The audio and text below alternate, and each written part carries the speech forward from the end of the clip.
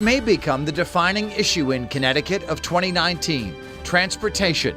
Next on Face the State, if tolls come back to our state, where will they be? What will they look like? What about Bradley Airport? How will that grow? New bridges, new roads? We will discuss with Governor Lamont's brand new Transportation Commissioner, Joe Giuletti. Also with us for insight on the transportation problems, former Economic Development Commissioner Joe McGee. And reaction from lawmakers who have vastly different opinions on what should be done. Plus, our flashback, that time when tolls vanished. Some thought forever. It's all straight ahead this first Sunday of the month, March 3rd, 2019. From Eyewitness News, Connecticut's most watched local political program, this is Face the State. It is 8:30 on this Sunday morning, and good morning to you. I'm Dennis House. Thanks for joining us for Face the State.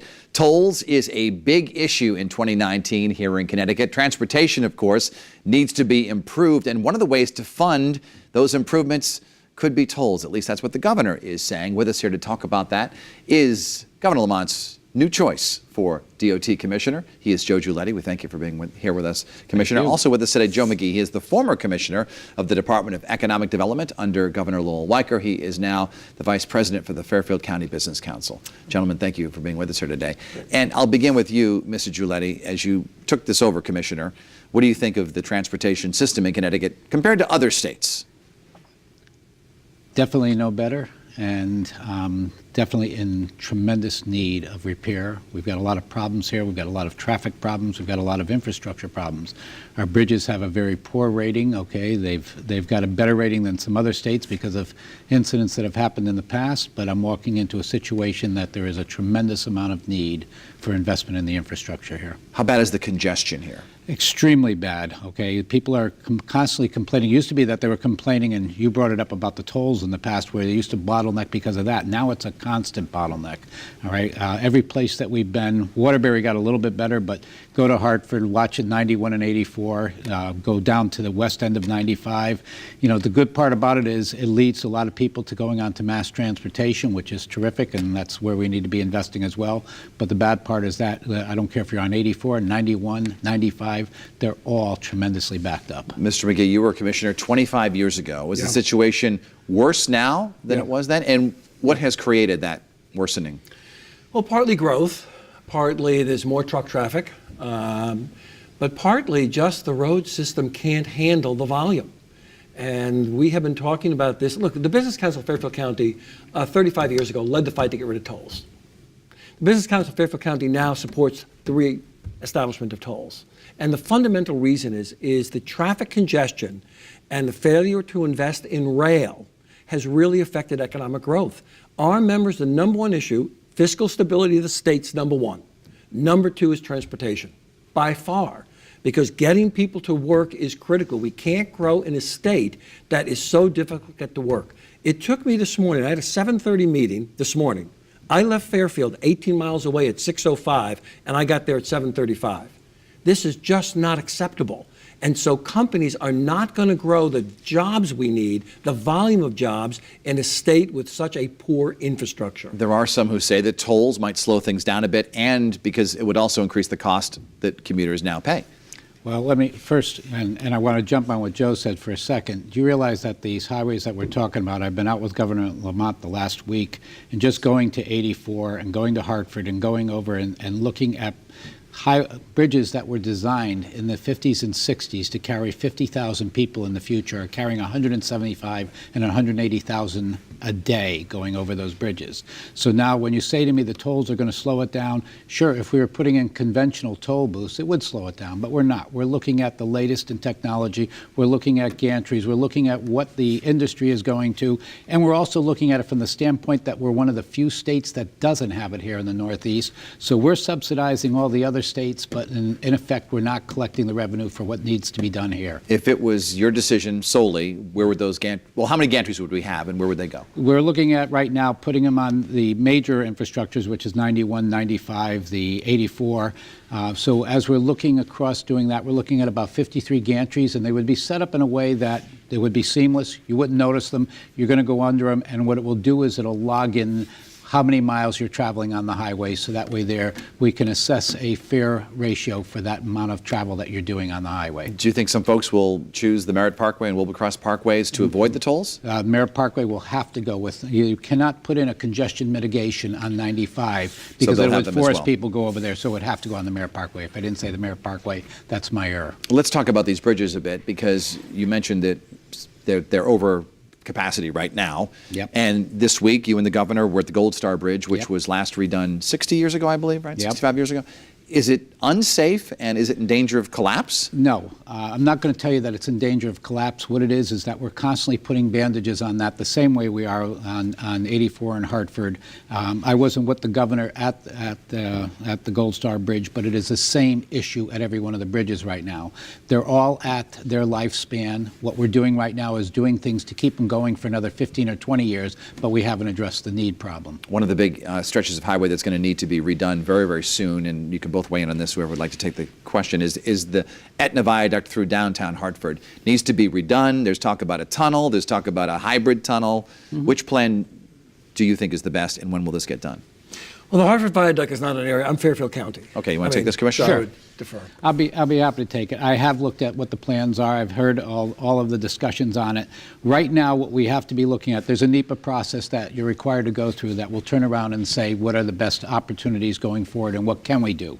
The issue really becomes that what was a plan in the past to go put highways up on viaducts has now resulted in the splitting up of cities, the loss of access to the rivers, the loss of property. So it does deserve the look when you're going to make the investment for replacement. Should we not be looking at, did we do it right? Should we put it on the ground? Should we put it below the ground? Those are the studies that have to be done when you're looking to make this type of an investment going forward. So I'm going to tell you, it's wide open for discussion, and it's something that I'm sure the governor and the legislature are going to have a lot of discussions on. But from our end, we'll be looking at every one of the feasibilities in terms of what we can do there. What efforts will be made to get more people to use rail, particularly in Fairfield County? Well, that's the critical issue. I mean, investment in rail is critical. I mean, right now, we're not even at a state of good repair on the rail line. And that is really significant, just getting it up to a state of good repair so it runs at the speeds it should run at. State of good repair is supposed to run at 80, 90 miles an hour. I mean, we're running, no offense, you may say 60 miles an hour. I say it's more like maybe 35. This issue of rail is critical. To get people off the highway, you have to have an option that works. There's 40 million rides a year on the New Haven line. We have 4 bridges that are 100 years old. I mean, these have to be replaced. And then we just did a study. Over a 30-year period, the times have gotten longer, not shorter.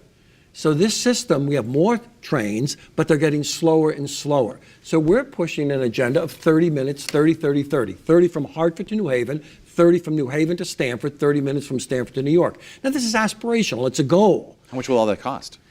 Well, I mean, long term, this thing is probably about $5 billion. But here's the thing we learned when we did this study. There's things you could do in the short run for $150 million to bring the system up to a state of good repair that could cut time from New Haven to New York by 24 minutes. So this is where we're focused. Yes, $5 billion is going to be required over a 10-year period.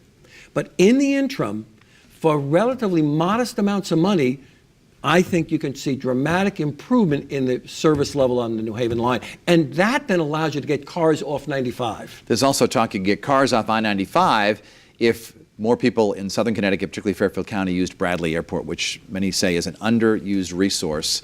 And the drive from the town of Fairfield to LaGuardia is equidistant pretty much to Bradley, if not easier to go to Bradley. How do you get those people to use that airport? Well, you know, and if you caught Joe throwing a shot at me, it's because he also came to see me when I was the president of Metro North. So we've had a lot of these discussions long before I took on this job as commissioner. You are right about Bradley. One of the things I'm also in this position, I get to sit on the board with the airport. I've already had a conversation with Kevin from the airport as to what do we do? How are we going to rationalize Bradley, Tweed, New Haven, Sikorsky, and how do we make the mass transit connectors there? Because you're right, we should be able to offer a seamless system that gets you into the airport. The modern airports, the new airports are all providing, when you get off that plane, you have all the modes of transportation sitting there.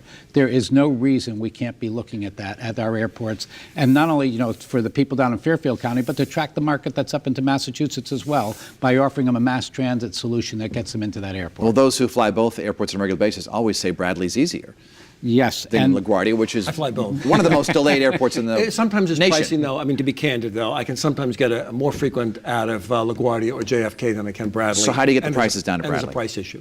How do you get those prices down? because Bradley? what ends up driving those prices is the volume and the service that's there. So the more planes that you got there, the more the market is that it attracts. And I'm going to tell you, it's a candid discussion as well, because there's people that love the fact that Bradley is a nice small airport. But that nice small airport isn't going to meet the needs of the future, because it really needs to grow and it really needs to be competitive. And that's where the investment has to be, that it keeps it with that small flavor, but also has a great system that'll take you right in there. There's also the talk, too, that people in Fairfield County view it as kind of far away because it's Hartford/Springfield on the monitors. And what's Bradley Airport? I know they're talking about a new name. But this is the critical issue. This issue of the rail link of Hartford to New Haven to Stamford is so important because you're creating a new economic backbone, a seamless new economic transportation backbone that links Hartford to Stamford.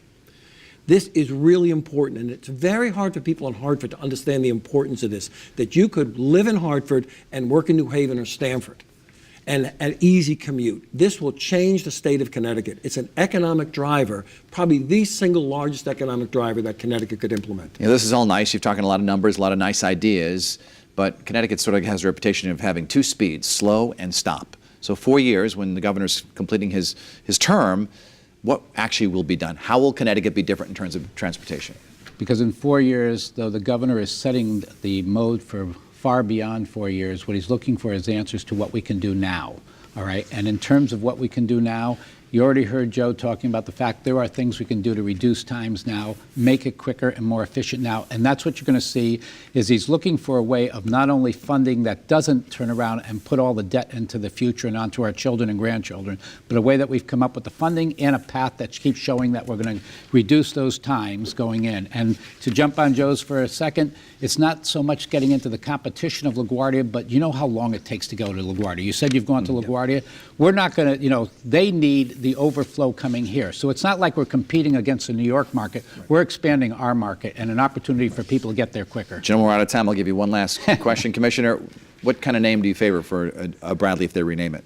Oh, no, that's not mine. You're not going there? I'm not just going yet. there, no. Okay. No. Joe Giuletti and Joe McGee, we thank you so much for being on the program Thank today. you. When we come back, we will be discussing what really can be done. Will lawmakers approve tolls? We'll talk about that.